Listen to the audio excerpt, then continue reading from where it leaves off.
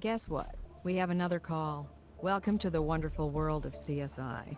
I'm still helping Grissom with the caseloads, and I need you to head out to the computer game trade show at the Spheres Convention Center. We have another possible homicide. Nick Stokes will be your partner. You like Nick. Everybody does. But behind that easygoing, low-key charm of his, you'll find one of the best crime scene investigators anywhere.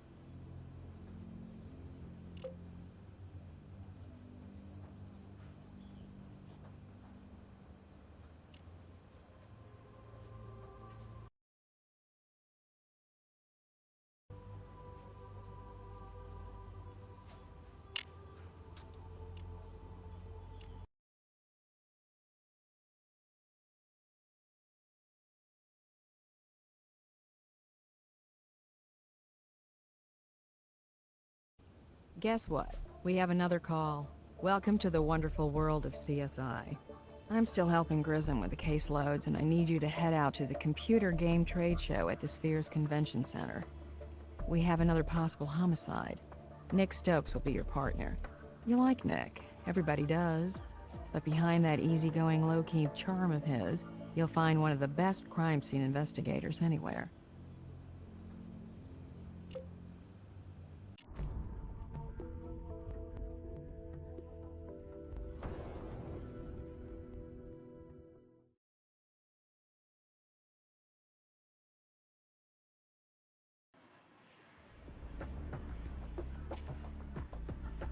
Hey, I'm Nick. You into video games? Hope you like the shooting ones, because that's what we've got here. Vic took 3 hits, 2 in the torso, 1 between the eyes. Also, it's uncommonly warm in here. Feels like around 90 degrees. Not normal for a showroom floor with electronics. So, let's see what we can learn.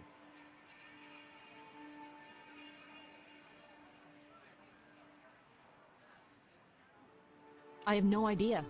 All I can say is Stan was like this when I found him. All shot up, bloody, horrible. Know him? Yeah, he's my boss. Was my boss. That's Stan Everston, the executive producer of our company, LZP. We're a gaming company, as you probably figured out. This is a demo room for the trade show attendees. We're showing our new game, Gut Wrench 3. Marketing director is the title. But the truth is, I'm kind of a jack of all trades. I put it all together, from packaging input to rolling this out to retailers and the public. You wear a lot of hats in the gaming industry. We're here to showcase Gut Wrench 3. You come to these trade shows hoping to generate some major buzz in the gaming press. A game is a product. Like a candy bar you want to convince customers to take a bite out of. Actually, it's more than that. You want them to crave that candy, right? So we're showing retailers what we've come up with in a setting where they can get lost in the game. I spent 6 months on the pre-hype, and with a top-selling, established game franchise, hey, the next Gut Wrench is the most anticipated title in years. Gut Wrench 3 is going to change the face of first-person shooters forever. The new dynamic incapacitation system and improved spatter physics has taken this franchise to a level of realism that was impossible when Gut Wrench 1 launched. We're the best first-person shooter on the market. No, we're a few weeks away. Truth is, we already have commitments from most of the retailers here. Our primary goal now is to generate buzz, to encourage buyers to up their orders. Trouble is, we still have critical bugs to fix. And with Stan gone, who knows if we'll make the launch date. I have no idea. It's not supposed to be this hot. Maybe somebody played with our AC setting. Well, last night, we set the booth up together. Or anyway, until I got burned out and was past the point of productivity. I bailed around 10:30. I should have gone back to my hotel and into the jacuzzi and then bed. But hey, one of the perks of doing a trade show in Vegas is Vegas, right? Lots of big parties hosted by the game companies. By the time I got back to the hotel, oh god, it must have been way after midnight. Maybe, let me think, 2:15? Sure, Andy Penmore, the lead programmer. Well, the video game industry is inherently unusual, so that's a tougher one than it sounds. The ego, the testosterone in this little demo chamber. Could have sliced it and sold it for bacon. Stan didn't like to argue with Andy. Andy's too smart, got a wit and edge that'll cut you. Which is why Stan takes it out on me, usually. I mean, took it out on me. Maybe in the room he and Stan are sharing? They were sharing. Damn, this is gonna be hard to get used to. Stan is, like, really gone, isn't he? Gonna take some time to process that. But yeah, you should try his hotel room.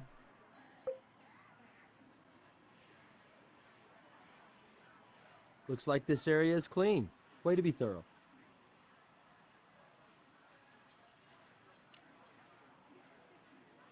Funky characters. Kinda doubt you'd find these two walking around inside some ultraviolet game. Wonder how this t-shirt was ripped.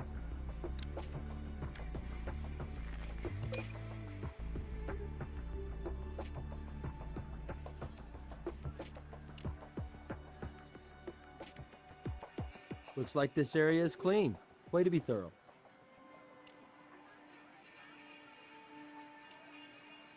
Looks like a display case for weapons. Heavy-duty weapons. I bet these are all used in the game somehow.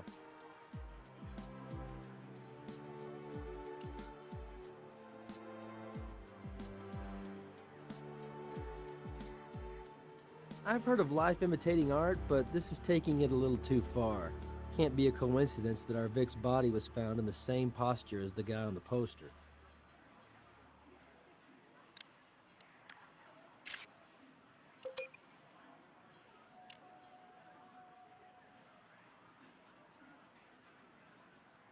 M4 assault rifle. You can do a lot of killing with this baby, but unless you're well trained with it, it's not exactly a good close-range defensive weapon. Here we have an empty mag and chamber, and no GSR, so this puppy hasn't barked in a while.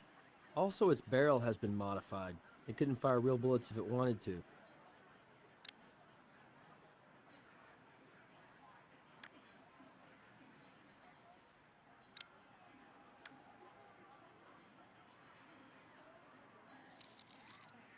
Sweet. The blood pool under the victim is smudged, indicating the body was dragged to this spot, probably posed. This needs attention ASAP. Let's use the mobile analysis unit.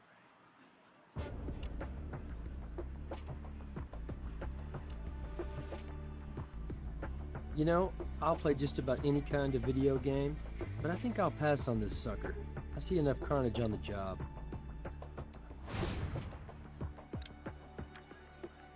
Hey, you got gamer's eyes yourself. A stray bullet could have a lot to say to us about exactly what went down here. I'm not a medical examiner, but this looks like a handgun shot at close range. You should check for gunshot residue to be sure, but I'll bet you already knew that. From now on, I'll put any GSR samples we recover in a place where we can both access it. Not the right tool for this.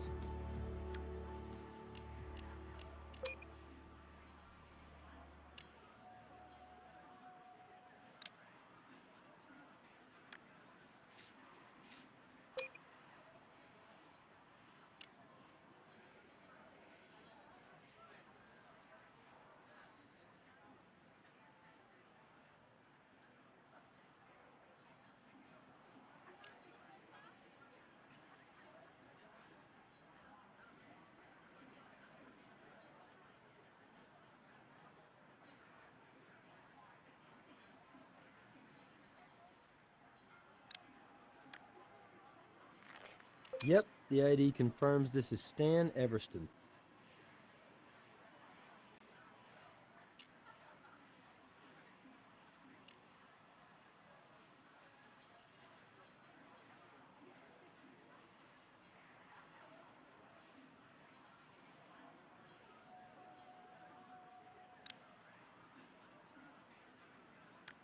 Try using a similar tool.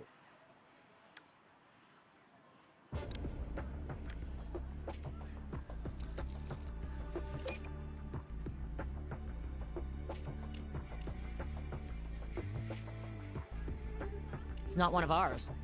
Our ex-designer was wearing a shirt like that yesterday. Hey, I don't do wardrobe. I'm marketing. No idea. Craig. Craig Landers. Used to work with us. Brilliant guy. He created the Fuzzy and Bill franchise for LZP. He's a little odd, but it's not really unusual for those creative types. You don't get into this business because you're normal. Honestly, I have no idea. He left before I was hired. No clue. If I had to guess, I'd say he's probably down on the show floor, trying to score free t-shirts or pictures with the booth babes. Sure. I know that'll help rule me out as a suspect. We'd like to do a gunshot residue test as well. It's standard in all gun-related investigations. Sure.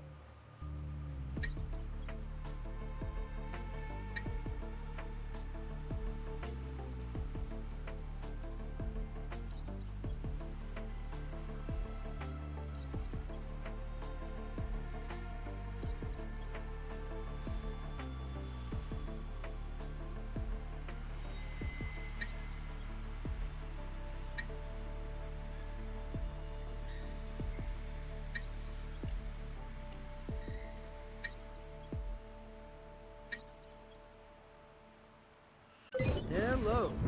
Maya Wynn had her hands on the M4 assault rifle. GSR from the Vic matches the residue on Maya's hands. For Stan being a hands-on boss, our marketing gal got around too.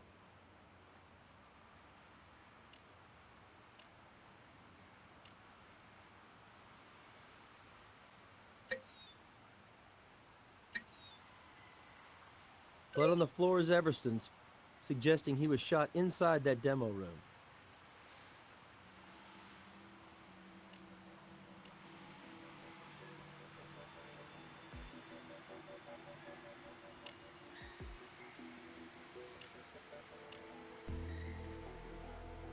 The microscope is the place for that.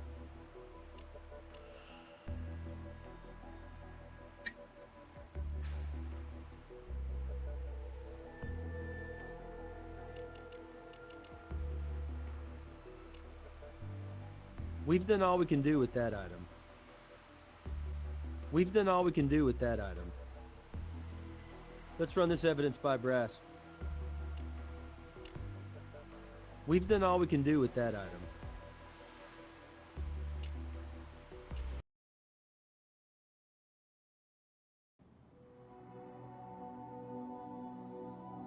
Sure, I'll send a team right out.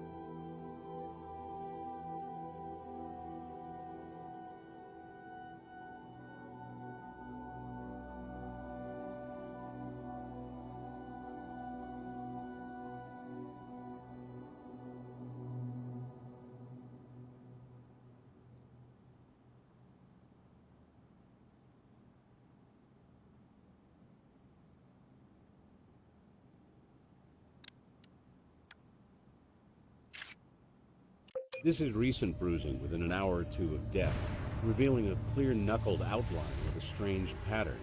A ring, perhaps.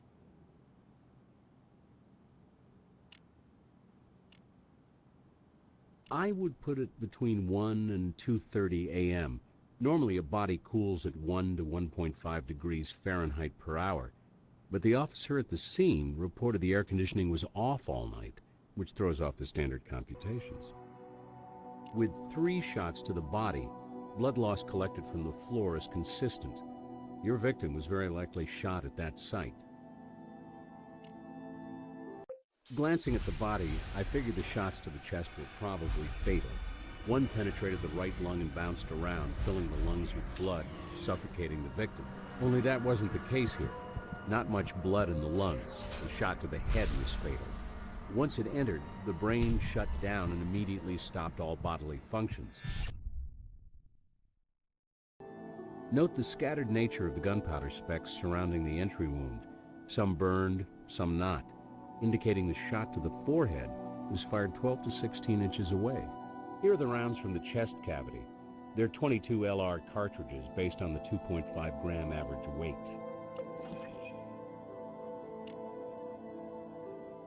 Could be either. Obviously a .22 rifle or pistol uses the same ammunition.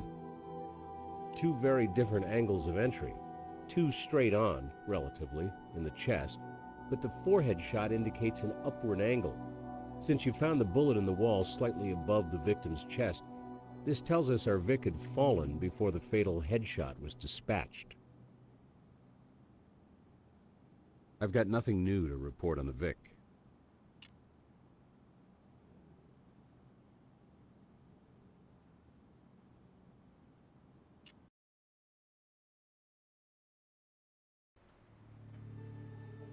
Let me just check the computer.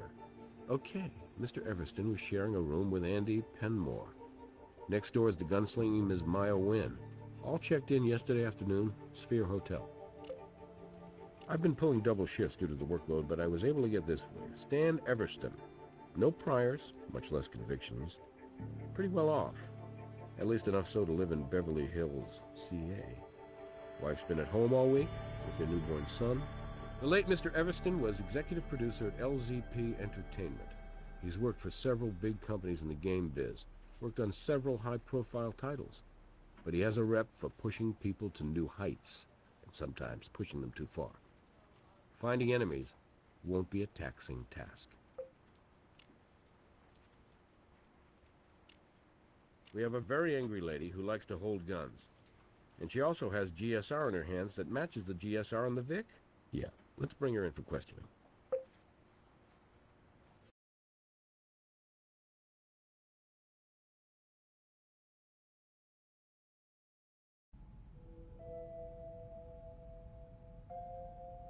No!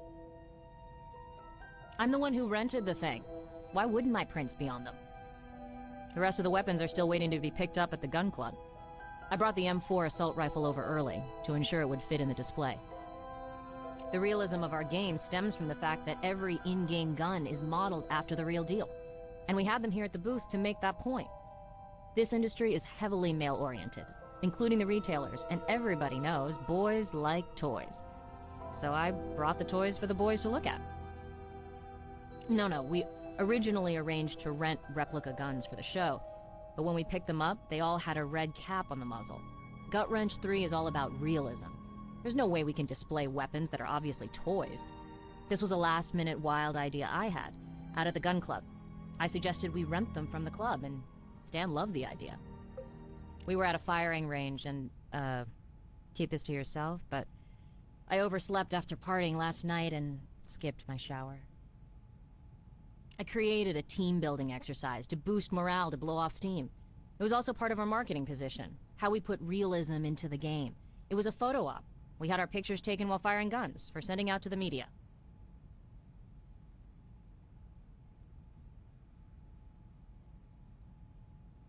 It was our core team, me, Stan, and Andy, plus Craig. Stan invited him too, at Andy's insistence. I guess it was old loyalty to a founding member. Couple of them. I kinda dig handguns, and they look good on me. Ever seen those Hong Kong action movies? Chicks with guns? I started with a 22, but it just didn't do it for me. So I switched to a 45. That one kicked ass. Oh, sorry. That must really sound in bad taste. I don't know exactly. I mean, I don't live here. I just hopped in a cab and said gun club. You're detectives, right? How about checking a phone book? Again, realism and promotion. All of us here would role-play a combat situation. Right in the booth, you know, every few minutes? Which is why I'm dressed for action, and sadly, Stan is too. I don't understand. What's the point of play acting shoot 'em up? To bring the game to life. To make the buyers feel like they were inside the game. To stimulate them to see our game over every other one here. Listen, a trade show is a kind of carnival. And this was effective. And yes, it was my idea. And hey, I'd have gone farther with it if I could. I wanted to fire off blanks, but the fire marshal nixed it. Too unsafe. So you had no form of live ammunition in your play acting? Nothing. Yeah, he was. Not for real, of course. But his role was to take the hit, yes, and I was the shooter. We rehearsed it a couple times right before I left last night. I just point the empty gun at him, timing it to the demo, and mime to the game's sound effects.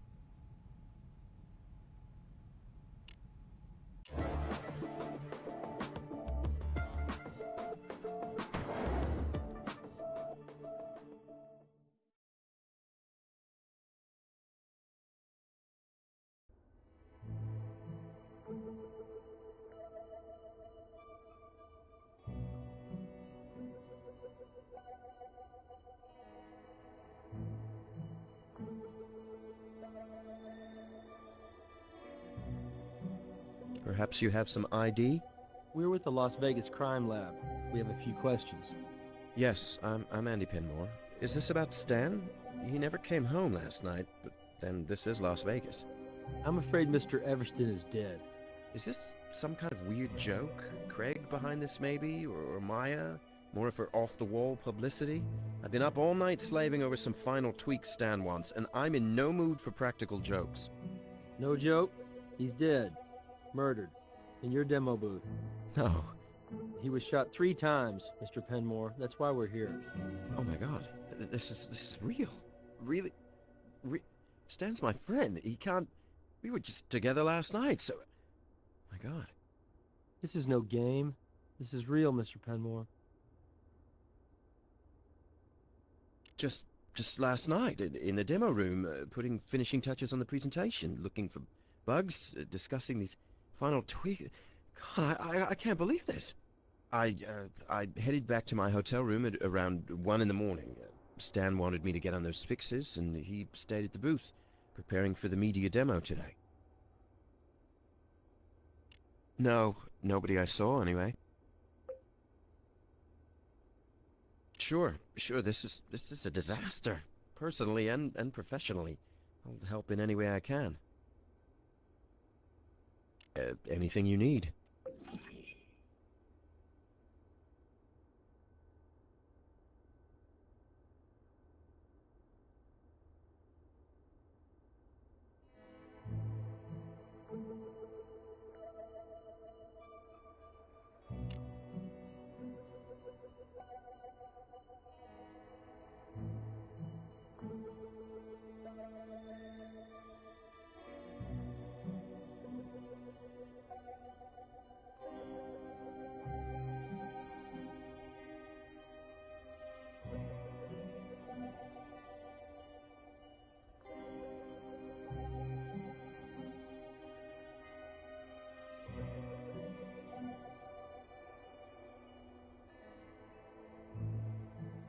Looks like this area is clean. Way to be thorough.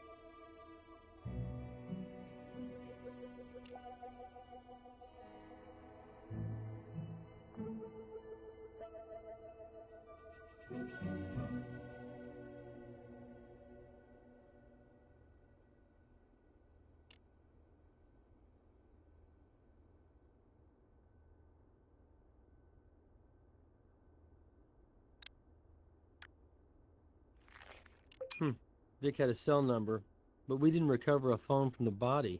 Did the killer lift it for some reason?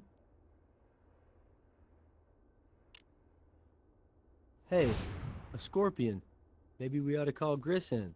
Oh, I keep forgetting you're new. Grissom gets excited about bugs. Only, I don't know if you'd call this a bug exactly.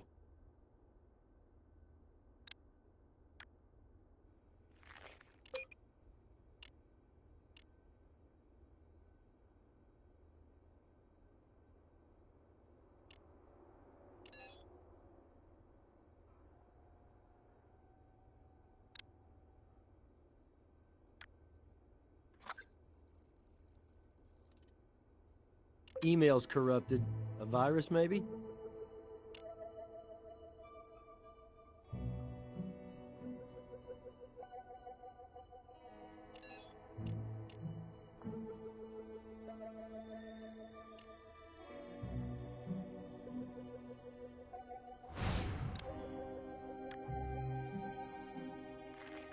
Well, Miss Wynn painted a picture of a hype machine rolling happily along, but it looks like Stan the man was not so happy with her marketing campaign. That's pretty interesting.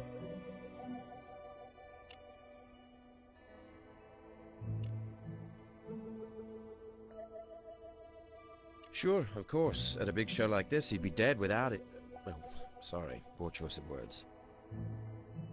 Just that I saw Maya wad it up and throw it at Stan yesterday, right after we checked in. She was pissed. Actually, the surprise would have been for her not to be. You see, she and Stan, they've been at each other's throats for 3 weeks. It's been getting nastier and nastier as we got closer and closer to this show. They did not see eye to eye on the market strategy at all.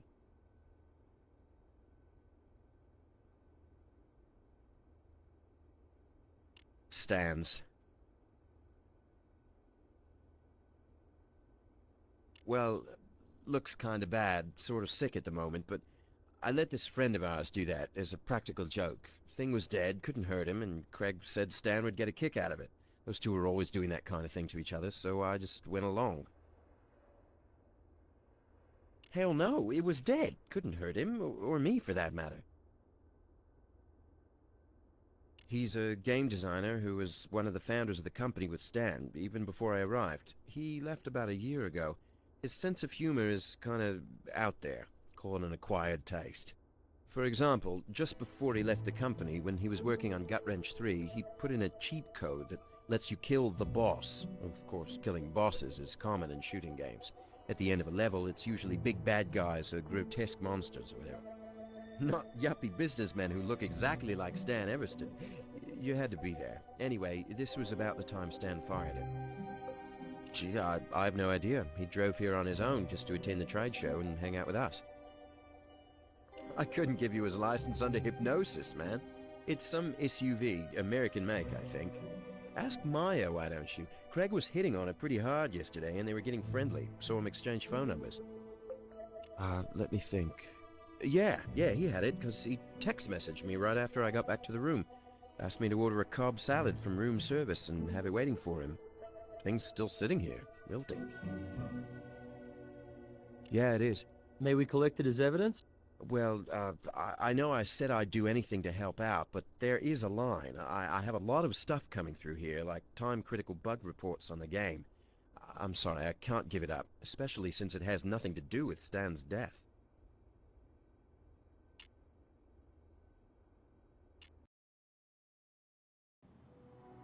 I don't have anything for you right now.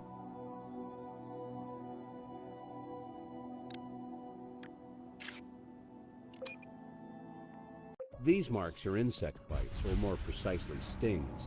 The tox screen isn't back, but these could be the work of a wasp. He was lucky to avoid infection, if indeed any murder victim can be called lucky.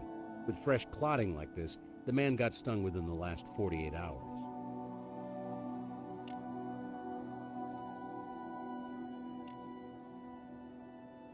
Well, the tox screen is in. While there was no venom detectable in the bloodstream, a high number of antibodies were present, confirming the sting happened within 48 hours. Could be a yellow jacket, could be a scorpion. Well, most of them are non-lethal, to adults at least. Worst case, the sting could have caused anaphylactic shock, like a bee or wasp sting. A severe reaction can cause death, but not in this case.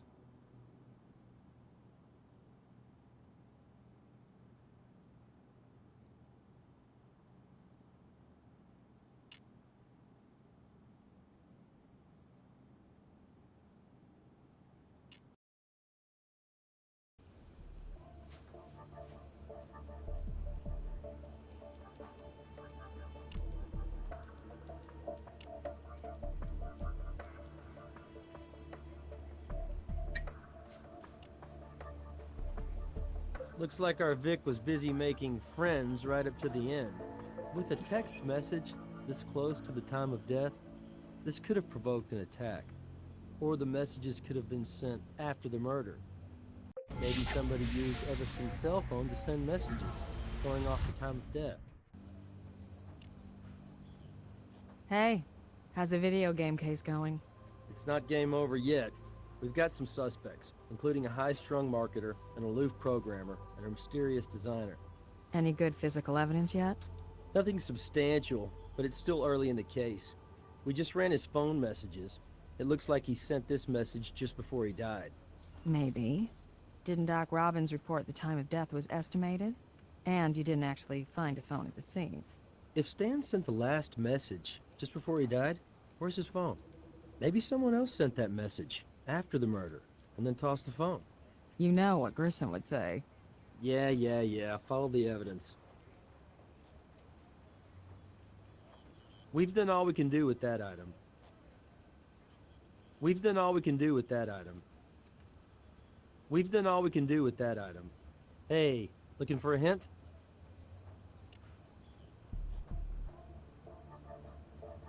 We've done all we can do with that item.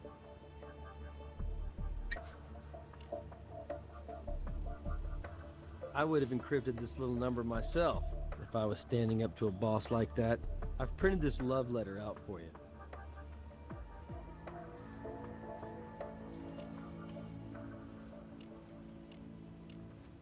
Hey, looking for a hint?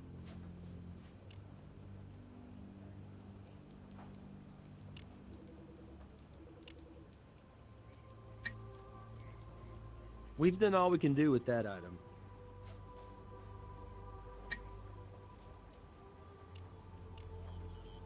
Striations from the bullet in the wall match the bullet in the victim.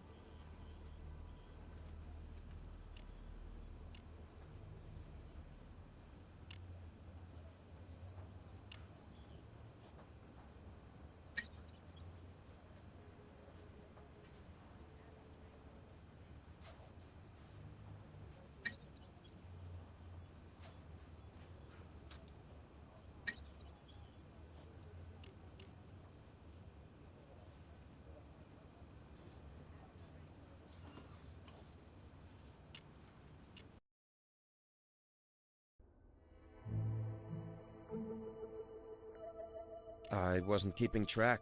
Best guess, 1 a.m., a little after. Call it 5 after. Shouldn't be too hard. There's security cameras in the lobby. Can't you check those out? That tells us what time you were in the lobby, but what else can you tell us? Well, I remember I watched a pay-per-view movie last night. That's something the company doesn't pay for, by the way. Gotta cover all incidentals ourselves. Anyway, I've got the receipt right here. Revenge of the Psycho Blood Mutants. Brass could check that out on the security cam footage.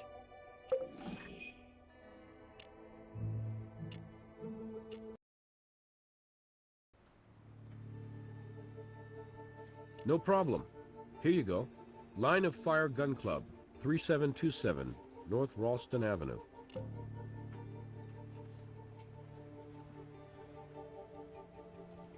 Yeah, I had the phone company track it to a general area using the GPS. It just arrived.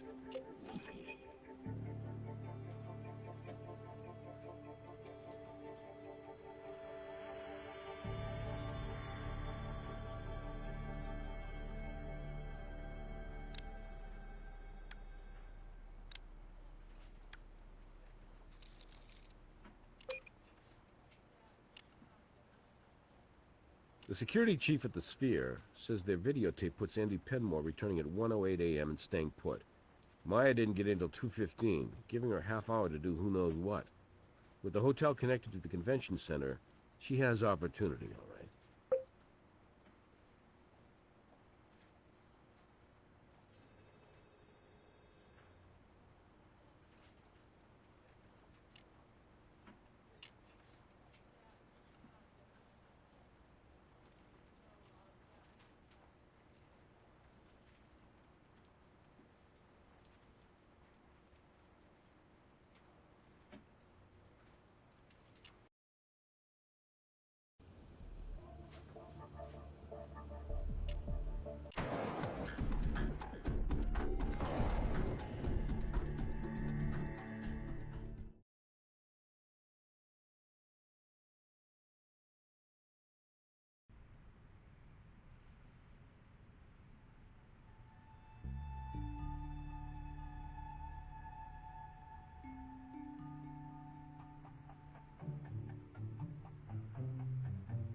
What can I do for you, officers?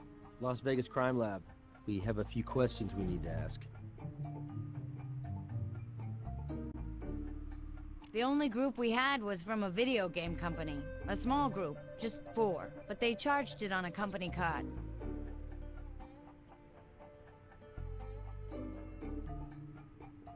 Actually, yes. You see, people usually come out for one of 2 reasons. To have a good time, or to do some serious training.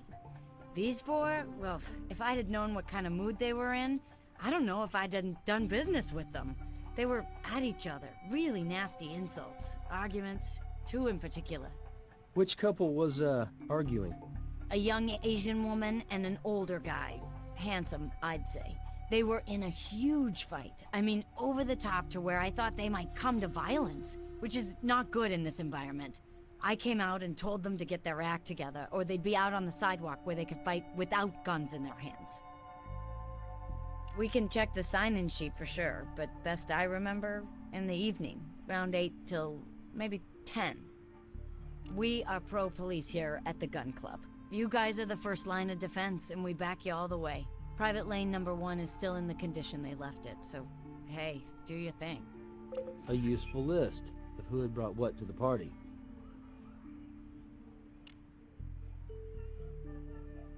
Our claim to fame are the public firing lanes we offer, 50 feet long.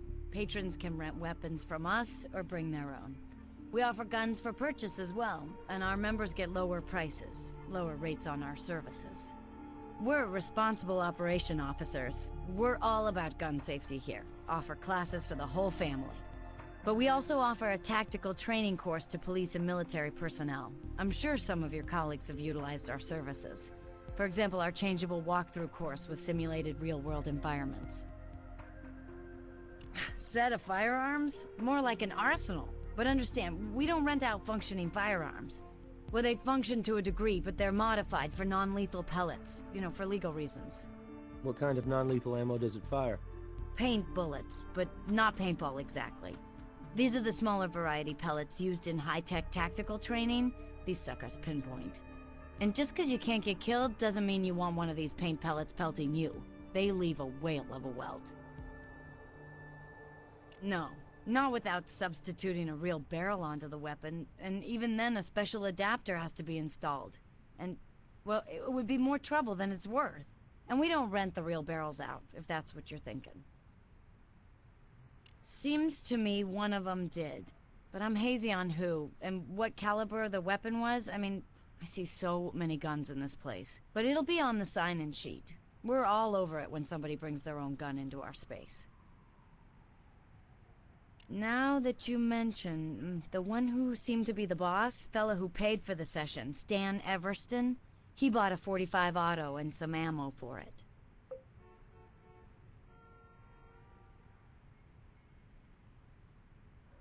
Looks like this area is clean.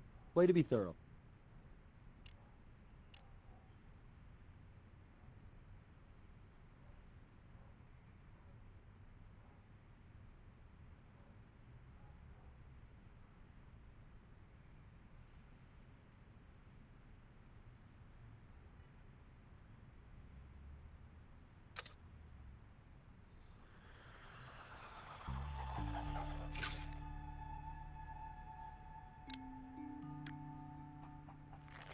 Wow, look at that grouping.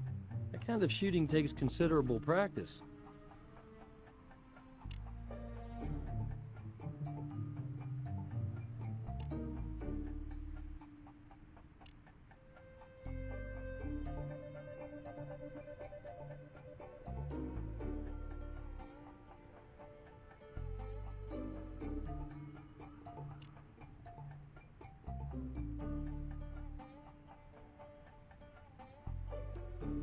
Looks like this area is clean. Way to be thorough.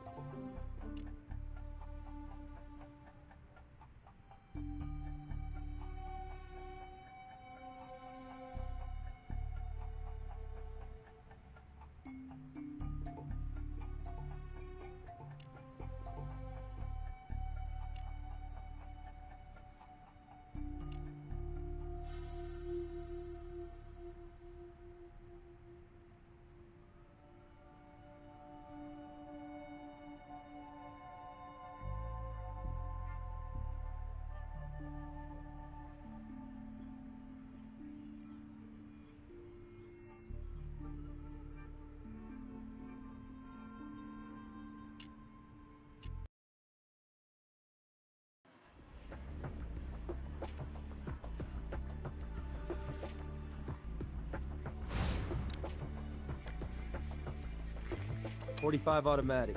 This could be our murder weapon. Someone could have shot our Vic that placed the gun back in the display.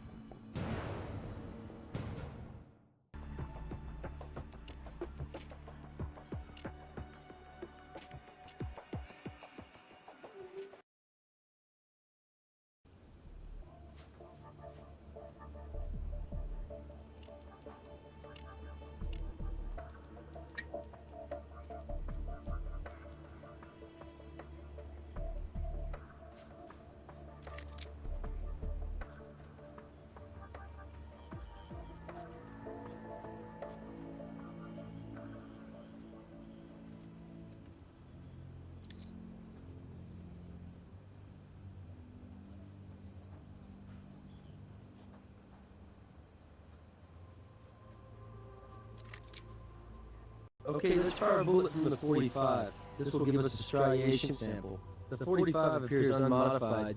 It has 3 bullets in its clip. I processed the GSR from the .45's hammer. There's an anomaly, though. The .45 has 2 different variations of gunshot residue.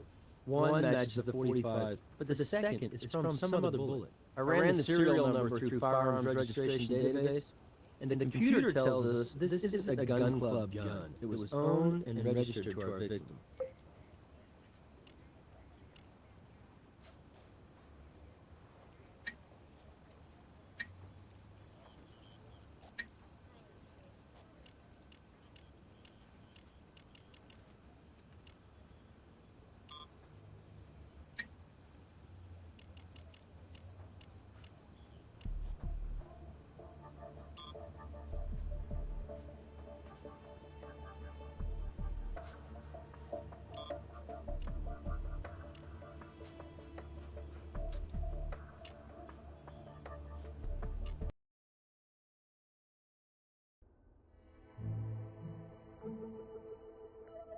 It stands. He bought it for his .45. He used it last night at the gun club.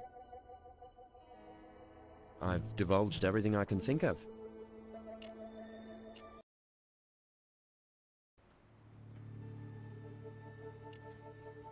She's on her way to interrogation now.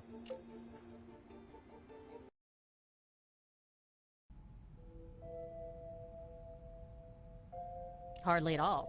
I just met him yesterday evening at that gun club. Apparently, he helped LZP get off the ground, and of course, I knew about his game getting killed. Andy says you were acting very friendly. Mind telling us what that was about?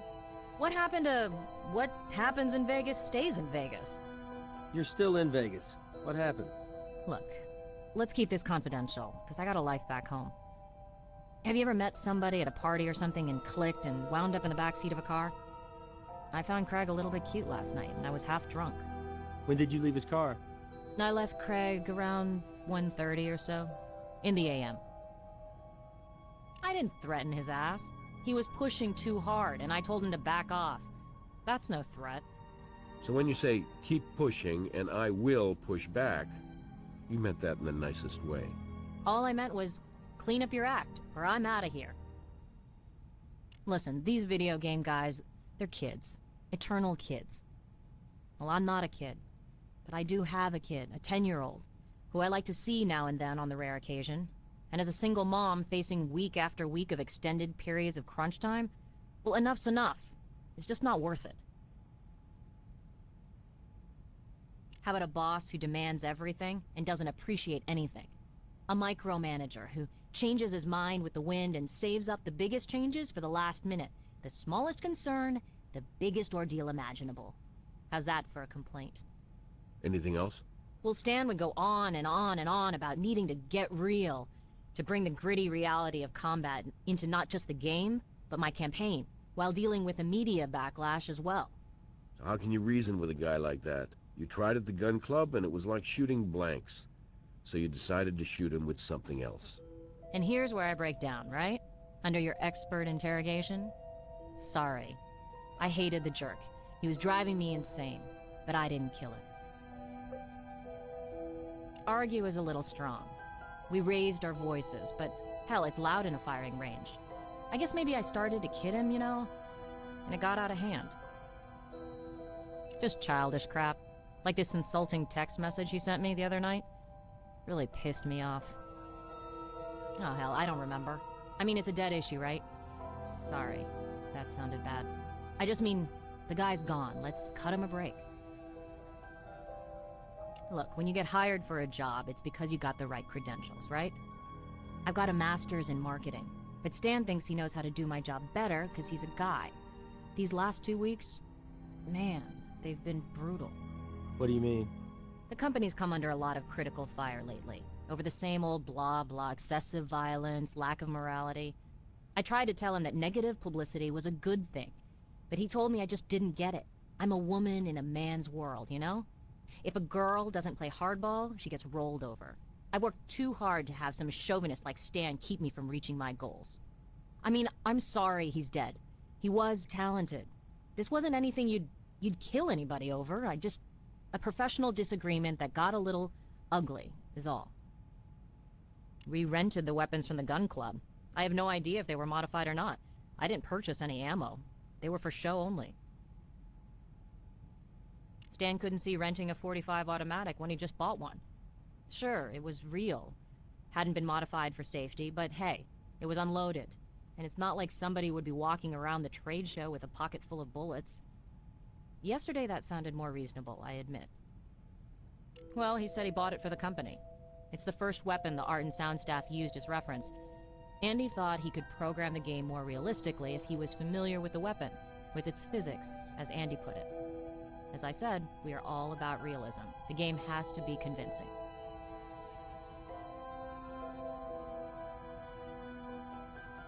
Garage underneath the Sphere Convention Center. Only Craig isn't staying at the Sphere. Isn't staying anywhere, really. He's between gigs and on a tight budget.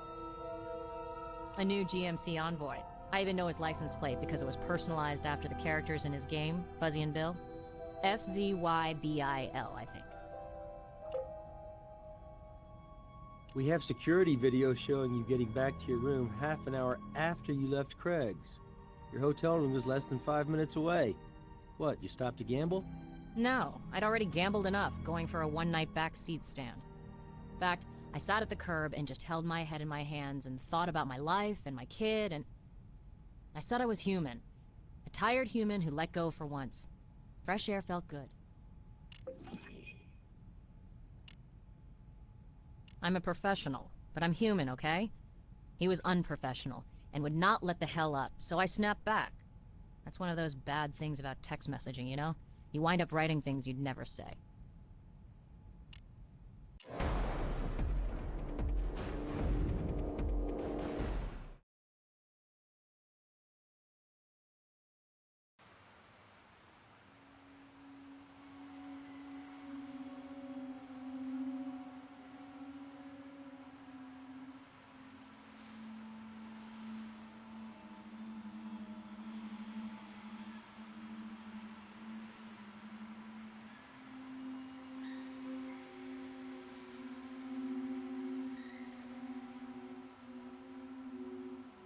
I am indeed Craig Landers, game designer, visionary, master of the universe. I'd invite you into my office, but it's a little cramped.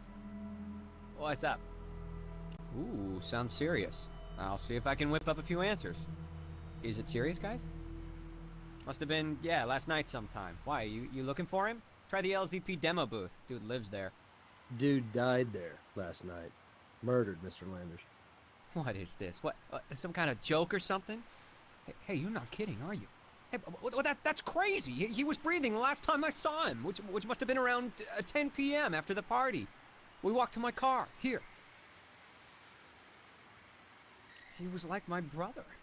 I mean, LZP was our mutual thing, grew out of what we had, which was well, friendship, but like all brothers, we had our problems, you know, business stuff. But we went back to the birth of LZP. Anyway, he invited me to this launch party last night, so you can see we were tight, even now. Of course, with a demanding dude like that, control freak, he's bound to rub people the wrong way. You'll have a lot of suspects to sort out. Maybe I can help. I'm staying perfectly straight with you guys. Yes, I put it there. It was one of the little guys I rounded up out in the desert. Why'd you put it in his bed? Haven't you heard anything I've said? We were practical jokers. Stan and me, even Andy. I know it sounds like bizarre video gamer bonding, but it's true. Back in better days, Stan and I shared a kind of warped sense of humor. Maybe I was trying to get that back, or maybe I was just trying to get back at him. But it doesn't matter, because I didn't even shoot it. That was Maya. Yeah, there it is. I was handing them out at the show to, you know, hype up the characters. Where'd you find it? We found this at the crime scene. I have no idea. Maybe someone tore one I handed out? It was just time. I'd been in on the ground floor of LZP and helped guide its direction for years, but Stan was moving us into increasingly more violent games, and I was thinking we were getting... I'm no prude or censor, but we were definitely skirting the edge of irresponsible, okay? Kids get access to these games, even the restricted ones, and I got into this field to give players entertainment. Challenging entertainment sometimes just sheer fun. But blowing people away in increasingly realistic explosions of blood and brains and bone, well, let's just say it wasn't my dream. Game map of killing... Oh, come on, you can't be serious. That was a joke, an inside joke, which was the last thing I designed at LZP before we fell out and I left the company. Surprisingly, he wasn't thrilled. He had a sick sense of humor. We had that in common, a kind of dark practical joker streak, so I thought he'd laugh. But all of a sudden, Stan reacted like he'd grown a stick up his butt. That was the last reason I needed to hasta la vista. Just happened to be between gigs, but with my rep, hey, I'll find something. One of the reasons I'm here at the show is to network and let people know I'm available. See, most designers would be at the show on somebody else's expense account, but right now, I'm on my own dime. Only I don't have many at that. Since opening day of the trade show? Guys, you're not gonna bust me for camping out, are you? I'm doing business. Give me a break. Have a heart. Don't make me move my wheels. Parking garage security isn't the crime lab's deal, but I can see why you like the location. Pretty close to the convention center. You're right about that. I'm not in Vegas for the gambling. A game expo like this is a prime opportunity for a designer like me to hook up with a new company. Easy for somebody with my record to talk to the top people and recruiters. Plus, I gotta stay current. See what the competition's up to and where the virtual world is heading. Must be pretty tough, playing video games all day. Must be tough eating donuts all day. No offense, but as often as you hear that, I get what you said. This is a tough, demanding business. Kill or be killed. I meant that figuratively. Maya, yes. Yeah, sure. Great girl. Woman. We connected. I've always had a kind of thing for Asian beauties, and she sure qualifies. And smart, and funny. Wow. We took off after the party and had a few drinks and wound up in my, my little four-wheel suite here. Did you discuss her outburst with Stan? Maybe I better go for full disclosure here. One of the things we bonded over was our mutual frustration with Stan, and what a tyrant he's been lately. It's a bummer to think about now. Oh, well, I wasn't exactly watching my watch, but I'd say, just before midnight, we were together in the, on the back seat there till 1:30-ish? Tried to do the gentlemanly thing and offer her a ride, but she said, oh, don't be silly, she could walk. It was just one of the outlying buildings attached to the Sphere complex. Where else? So right here in my office, which is also my bedroom. I played a few games on my handheld and finally drifted off to sleep. Yeah, legally purchased in California and registered to me. Why?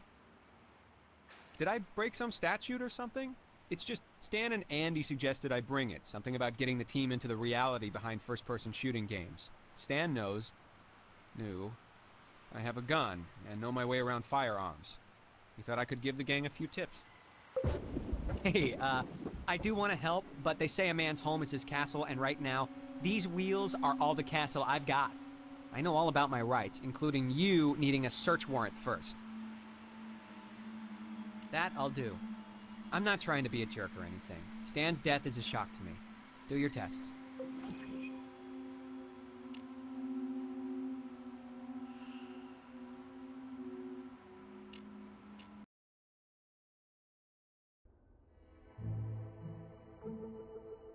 Who told you that? Maya?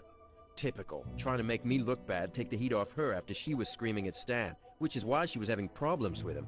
You had to know how to handle that guy, and attacking and counterattacking was bad strategy.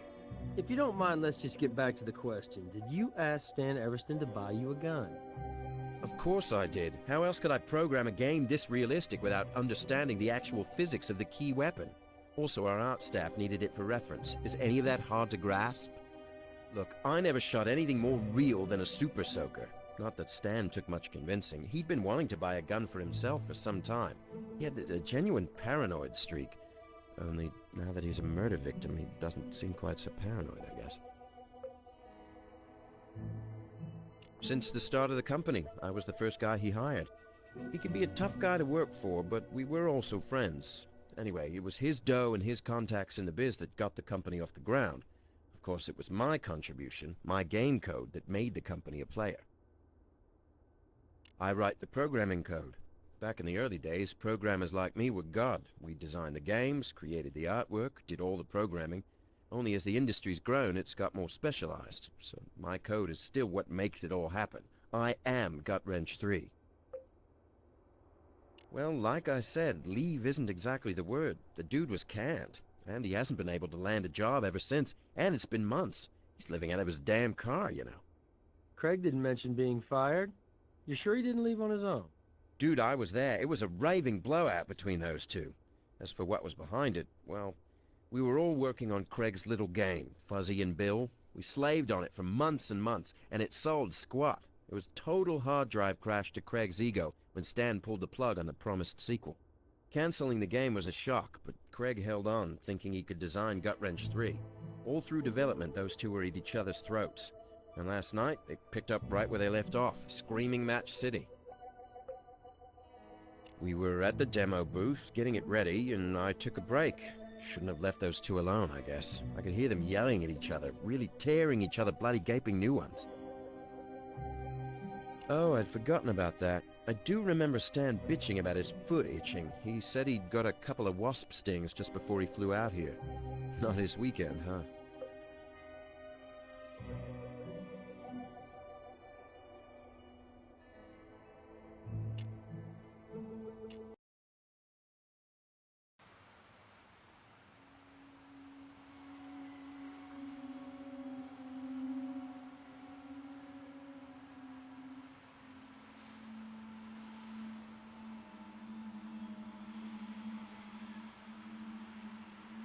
Where didn't I argue with Stan?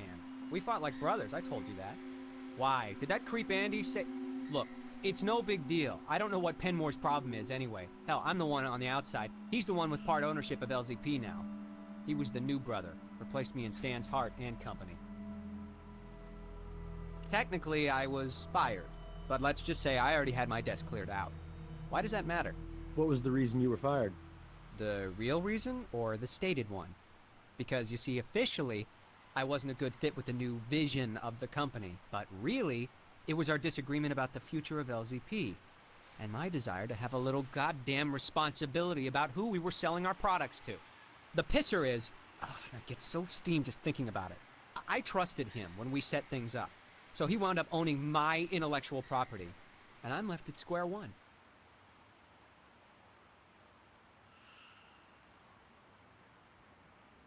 I created the original Fuzzy and Bill online comic years ago, way before LZP.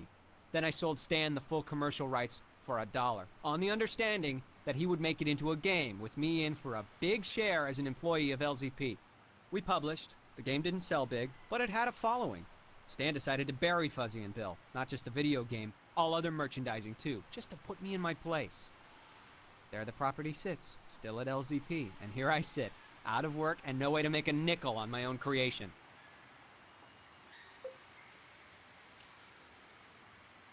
What? Oh, that. It'll sound lame, but I was out in the desert catching scorpions the other day.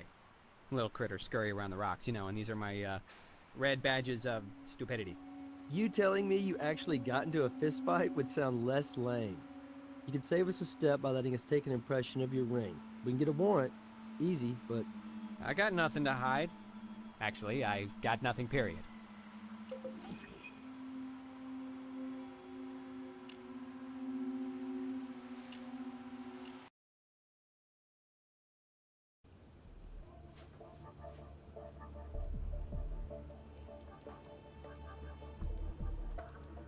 That'll go on the trace analysis computer.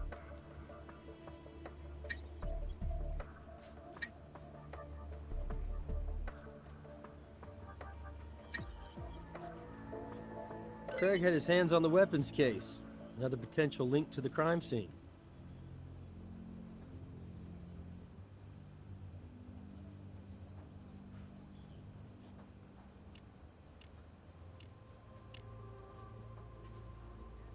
We've done all we can do with that item. We've done all we can do with that item. There's more to do with this evidence before we can process it.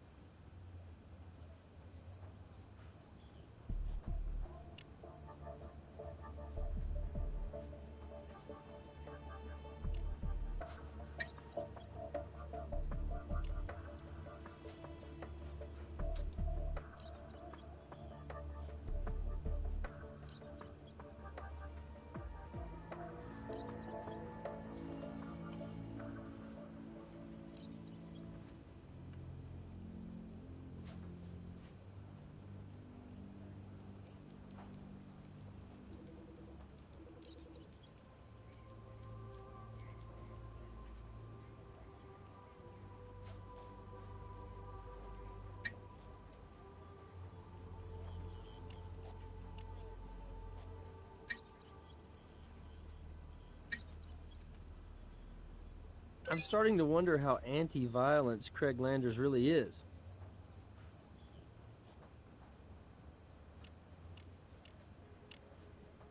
Let's see what Doc Robbins has to say about this.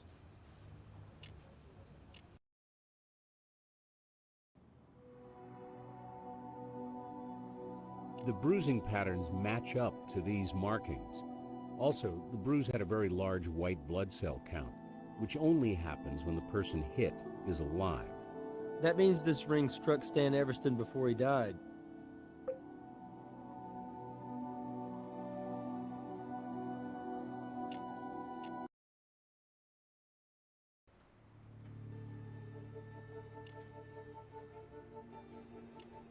We have a strong connection here. The bullet's a 22, he owns a 22, his shirt is at the scene, and Landers has a bit of history with our Vic. The search warrant will be for a handgun or handgun accessories.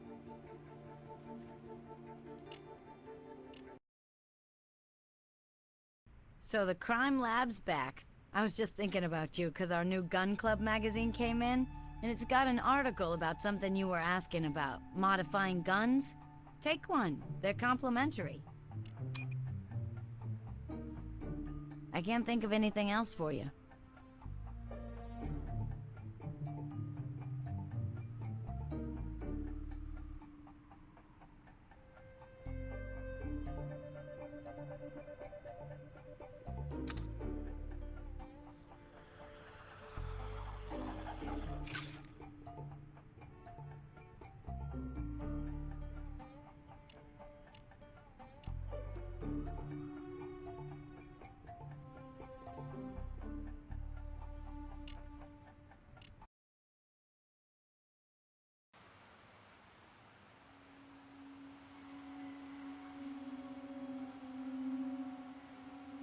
Oh, crud. Wait. I demand to see a lawyer. I know my rights. You watch too much TV, man. Stay nearby in case we have any questions. Looks like this area is clean. Way to be thorough.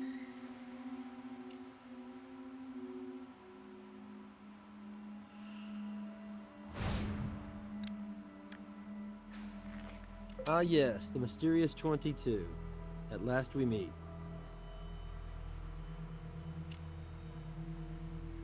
Scorpion collectors. I just don't get it. Luckily, this is not covered by our warrant.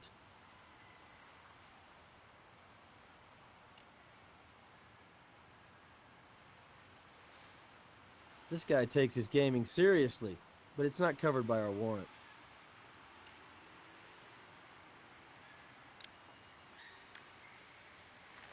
These .22 caliber bullets are the same brand as the ones found in the body.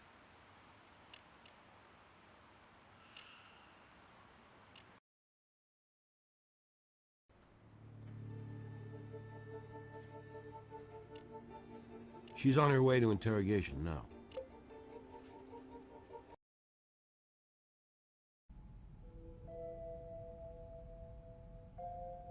So what if I did? Craig plastered that pic on the target. I took aim and showed them my stuff. Gotta give Stan credit. He laughed. For a while. Maybe you guys ought to join the gun club.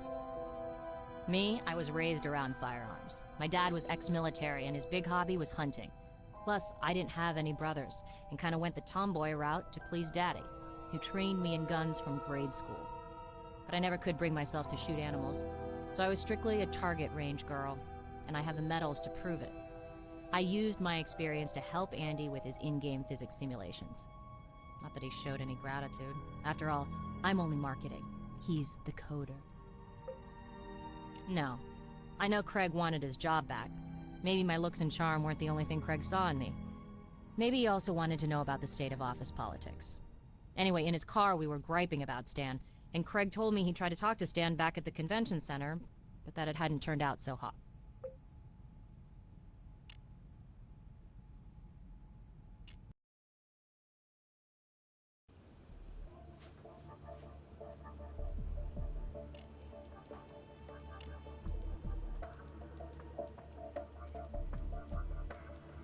We've done all we can do with that item. We've done all we can do with that item. Let's run this evidence by brass.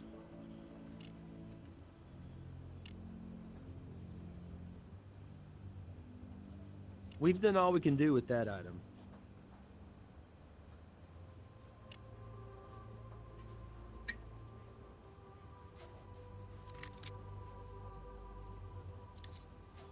Let's fire off a round. The weapon's unloaded, but the barrel's been tampered with. Somebody scraped the inside of it. Maybe they were trying to discourage ballistics matches. The gunpowder from Lander's .22 matches the second type of powder found on the .45 automatic?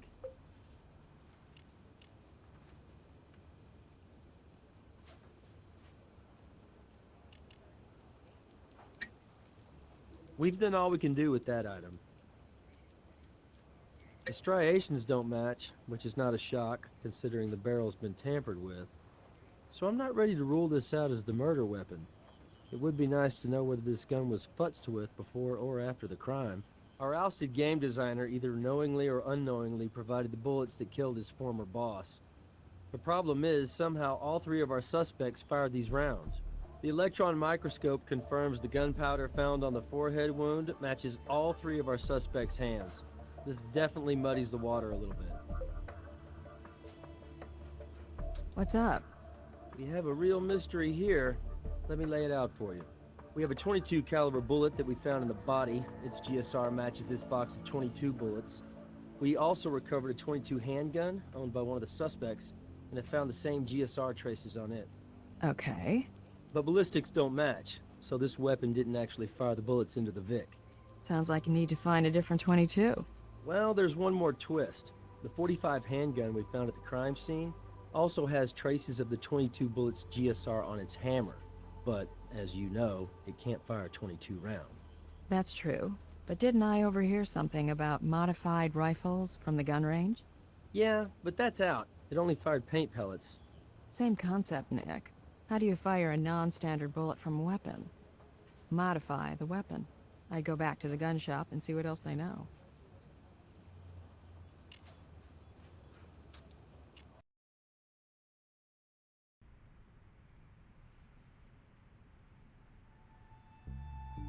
We don't stock them, but they're easy enough to special order.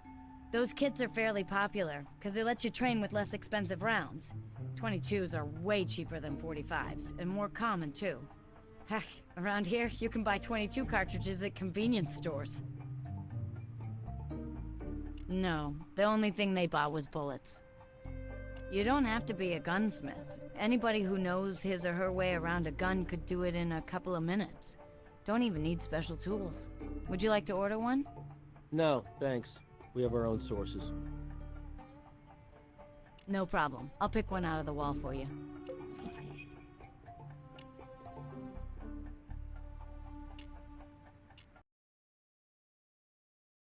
Hey, I didn't have to go far to get that gun adapter after all. Local police reserves had one. Take this and do your tests.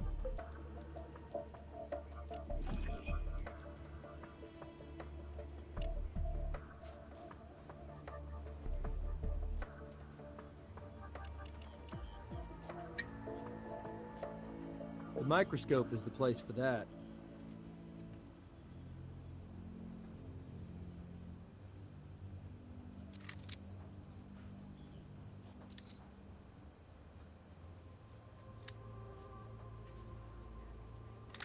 Good job.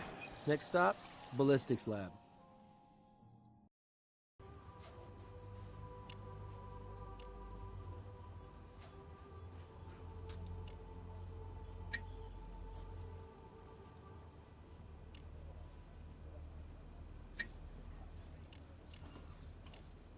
The striations on the spent bullets are similar, but not exact, to those found in Everston's body. This is not surprising. Since our adapter clearly didn't shoot him, we need to find the actual adapter to confirm it. We can definitely rule out Craig Lander's .22 handgun as the murder weapon. The bullet fired at the gun club does not match the bullets from the victim.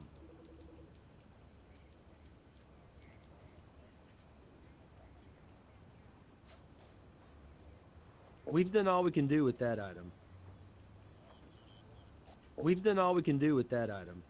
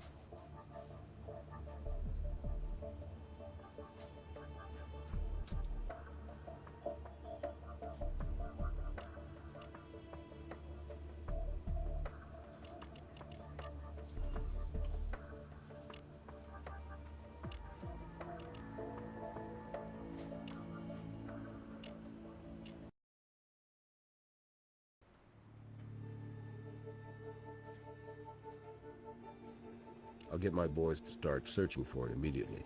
Check back later. Sure. Let's bring in the guy whose ring matches our Vic's chest.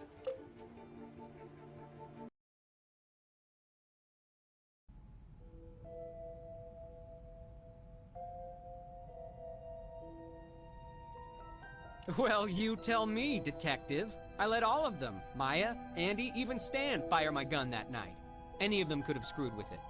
Hey, you don't think one of them's trying to frame me for this thing, do you? Well, I think we can safely rule Stan Everston out, but I can see why you'd be pissed at Stan the man. Cancels your pet project, fires you, and keeps ownership of a company you built as much as he did. Every game company has conflicts between the creative and business side, okay? Producers like Stan don't look at a monitor and see the energy and the brilliance that go into a great game. All they see is a damn spreadsheet. He didn't hold a gun to my head and make me sell my intellectual property to him. That was my stupid fault. Well, during the party, Andy told Stan that there were new bugs with the game, and Stan, being the predictable control freak he was, had to go there and hunt down the bugs personally. He would have stayed there all night if he needed to. Not begging. Look, it was all business for Stan, and I was talent, and damn good talent. I figured he'd be able to look past our differences and see how I could positively impact his bottom line. And, hey, I admit, I thought that maybe after Gut Wrench 3 came out, we could revive Fuzzy and Bill again. How did that go over with Stan? Not so good. I pushed too hard, and we both said things that old friends should never have said. He said LZP had outgrown me, and I accused him of bad-mouthing me in the industry to where I couldn't even get a low-end job. I admit it. It got a little ugly. I accused him of exploiting every worst instinct in the gaming market, selling violence and sex, made all the worse by killing the very game that could have provided a fun alternative. And if he wasn't going to do Fuzzy and Bill, couldn't he at least sign it back over to me? He just laughed. So that's when you threatened Stan? Hoping to scare him into giving you Fuzzy and Bill back? He didn't back down, even when you punched him. He took it, and then ripped your shirt as you flipped. But you went back for your gun instead. With Stan gone, LZP would turn to you. You'd put the company back on track. You got it half right anyway. I took a swing at that prick. And I'm guilty of getting my butt kicked by the guy after. I just picked up what little was left of my dignity and I went back to my car.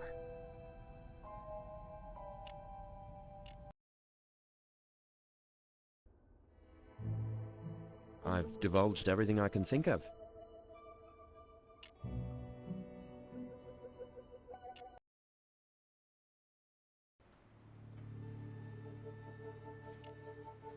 She's on her way to interrogation now.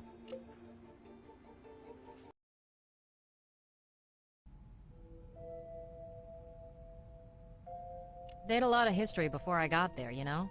Like, they had tensions sometimes, but there was also a bond. Almost like they could read each other's minds or something. By the end of the project, they were mostly staying out of each other's way. And, you know, maybe I'm out of line for saying this, but I don't know why Stan trusted the guy. Word around the office was, Andy's an old-school hacker. What kind of old-school hacker? The kind who likes to break into stuff. Recently, I let him install a version of Gut Wrench 3 on my computer. Only since then, my machine's been working really, really slow. Andy says he did nothing, but I think he accessed my files.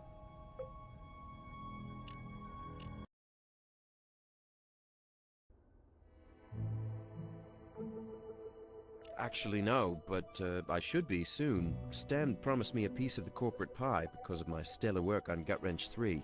It's not supposed to happen till the game's complete and on the shelves. And that'll be delayed because of this tragedy. We didn't have anything in writing, but there were witnesses to our oral contract. But I'm not the only one who was promised a payday. Let me give you a different file, one that I think you'll be more interested in. It's on my PDA.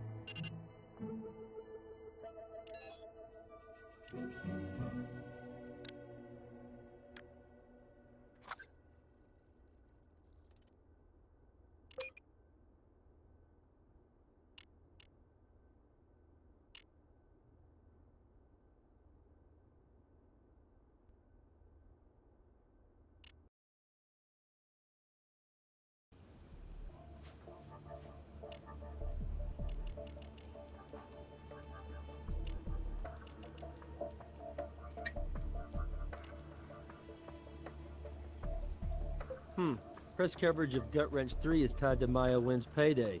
The bigger the media splash, the bigger her bonus. However, note that it was encrypted. Andy didn't just get this forwarded, he hacked it.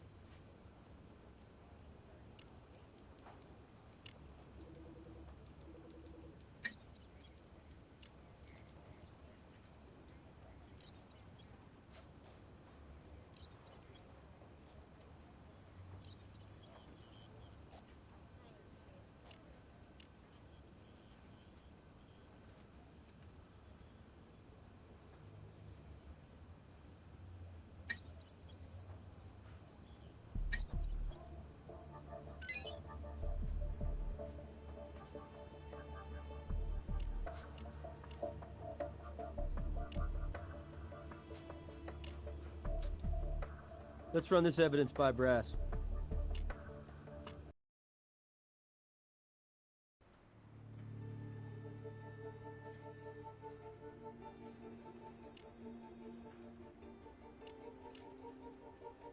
She's on her way to interrogation now.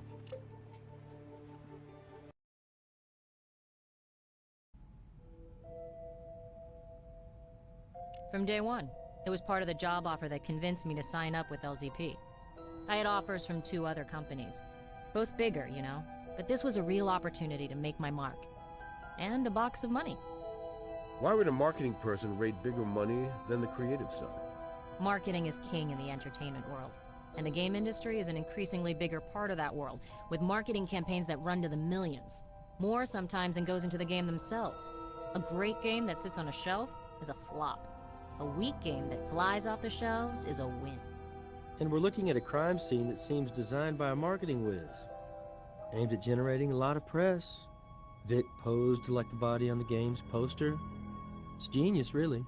And here you are with a sweetheart contract tying national press to your bonus. Nicely done, Ms. Wynn. With your expertise as a competition shooter, you know all about weapon adapters. Then you heard about Craig and Stan getting into it, so you seized the moment, killing your pain of a boss, posing him for the inevitable press coverage, placing the assault rifle just right, though leaving a nasty little print behind. Then back to your hotel room. You're right. The killer did me a favor. And I'll probably make money because of the way that crime scene was staged. But I didn't stage it, and I didn't kill Stan. But maybe I can help you. Why don't you take a look at a file I downloaded for you about Andy Penmore? It's on my flash drive. You might get somewhere with it.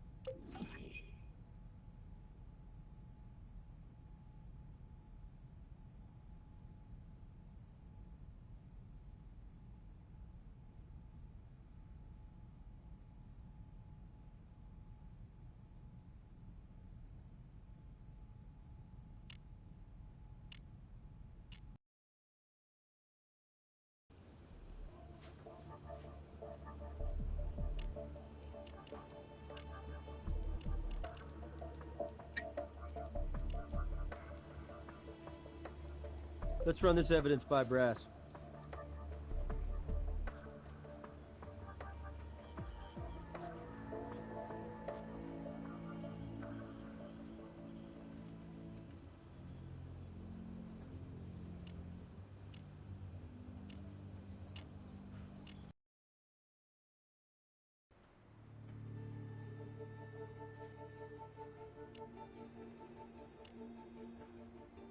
Catherine gave me the heads up on this development. Our convention center security pals used a metal detector around where that cell phone was recovered. Here's your adapter. Oh, you're gonna love this. Turns out both of these items were within 30 feet of Lander's car.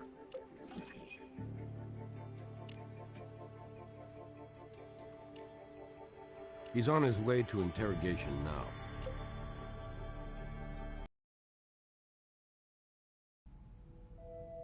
That's everything I know.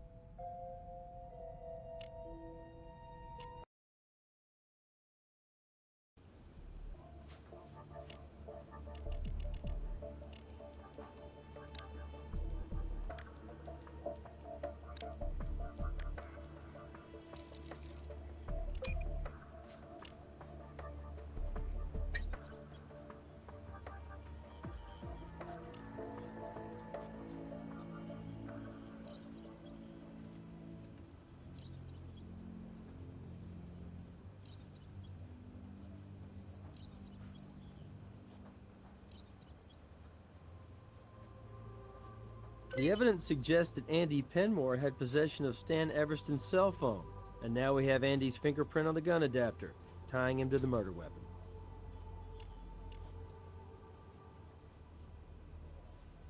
We've done all we can do with that item.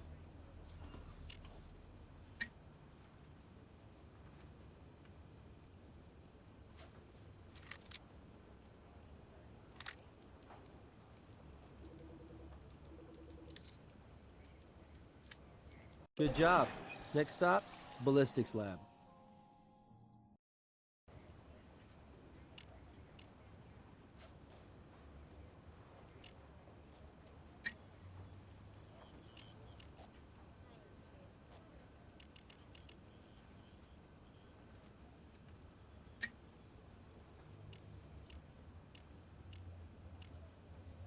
Yeah, and that's our murder weapon. Back together again for this special encore performance.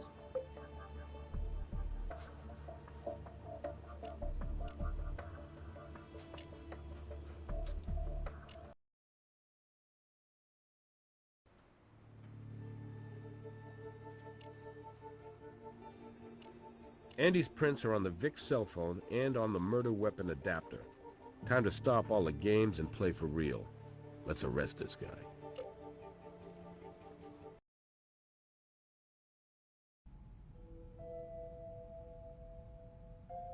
As much? More?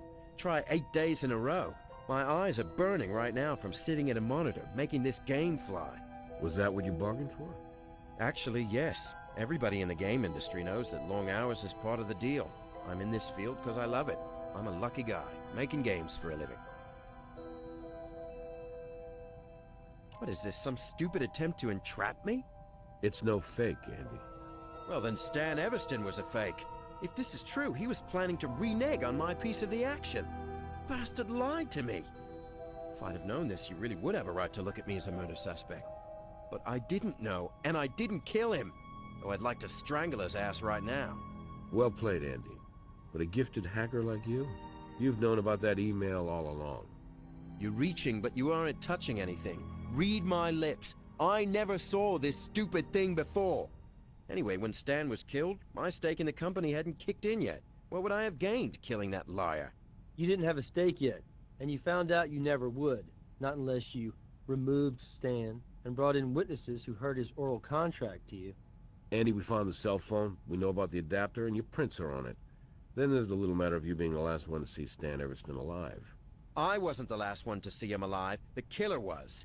You don't play this game at all well, guys, but good luck to you. Everybody's got to start somewhere. Am I free to go?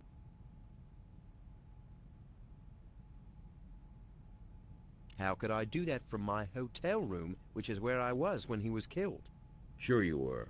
There's no proof of that, by the way, just flimsy setups from you to make us think you were there. If that's the best you can do, I can't wait to see you try to build a case on air like this in court. You're right, we don't have the evidence we need, but we have a lot of testimony. Help us find the real killer, since you're innocent and all. I see. You pretend to ask for my help when you really want me to try to incriminate myself, give you false testimony on facts so you can trip me up. If I don't, then I'm unwilling and you hold me longer. So, I'm game. I'll help you. Okay, Well then, who convinced Stan into inviting Craig, persona non grata, to the gun club party? I did. I don't deny that. Who also told Craig to bring his own .22? Who ensured Stan bought and brought his .45? Who researched how weapons work in the real world? Who told Stan there was a last-minute problem with the game, ensuring he would stay late at the demo center? I did, but none of that means I killed him, of course. Well, I'm just getting started. Who knew that an adapter for both a .22 and a .45 would be needed for this coincidence? Who knew Maya not only had a PR bonus, but was also an expert shot? Who was ready with flimsy alibis when the others decided to hook up on an accidental meeting? Who set this whole thing up months in advance the minute you found that email telling you your payday was gone the way of floppy disks? You can't prove that. Let me walk you through what we can prove, thanks to your help. By ensuring both the .45 and the .22 would be at the club, you could grab a few of Craig's bullets. When you told Stan there were problems with the game, he gave you the .45 and the ammo to take back to the room while he went to the convention center. You walked through the lobby so the cameras could see you, entered the room, ordered your movie, modified the gun, and then snuck out. Once in the demo room, you cranked up the game audio and shot Stan twice in the chest and once in the head. Then, you staged the crime scene to potentially throw blame on Maya or maybe just some disgruntled fan. You also turned down the air conditioning to further confuse the time of death. You switched out the adapter, wiped the .45 clean, and returned it to the gun case. Then you grabbed Stan's cell, punched in your second alibi, and bolted back to your room to order that alibi salad. You wiped off the phone and adapter, and the next morning, you ditched them near Craig's car. Easy to find, right? However, in your haste, you left partial prints on both items. Then it was off to the convention, from one con right into another. You see, Andy, we're not trying to get you to incriminate yourself. You said that you'd help us. The truth is, we don't need anything from you. We know what you did, and we know how you did it. Combined with all the physical evidence we got on you, we have everything we need. No, you'll never make this play in court. This murder was all a game to you, wasn't it? But there was a glitch in your programming. It's your sick ego, and that's a bug you'll never get out of your system. That was an interesting case. It's funny. Andy tried so hard to control every detail to cover up his involvement. And since you uncovered that every detail was controlled by him, that was the break we needed. Physical evidence is strong, but it's the context of that evidence to the events that makes it the strongest. Well done. Let's move on to your case evaluation. You investigated every possible angle on this case. Doesn't happen often, but I'm very impressed.